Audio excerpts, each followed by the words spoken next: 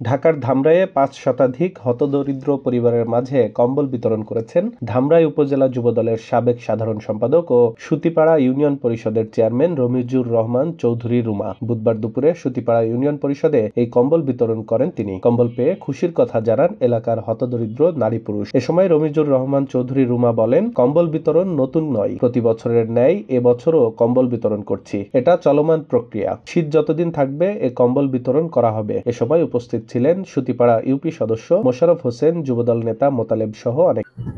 এই উদ্যোগ অবশ্যই চালু থাকবে, কারণ বর্তমানে যে শীত পড়ছে বা শীতের যে অবস্থা, বাংলাদেশের যে মানুষের যে আসলে কম্বল, প্রতিটা বিত্তবানের কম্বল বিতরণ করা উচিত। কারণ গ্রাম এলাকায় যারা বসবাস করে তাদের যে অবস্থা, মানে নিজে নিজে যেহেতু গ্রামে থাকে আমি নিজেই বুঝতে পারি। সুতরাং আমি আমার এটা ধারাবাহিকতা থাকবে ইনশাল্লাহ। আমি প্রতি বছরই দেই, গতবারও দিছি, এবারও দিতেছি এবং ভবিষ্যতে দেবো ইনশাল্লাহ। তবে আমি চেষ্টা করবো প্রতিটা মানুষের সুখ দুঃখের পাশে থাকার জন্য ইনশাল্লাহ।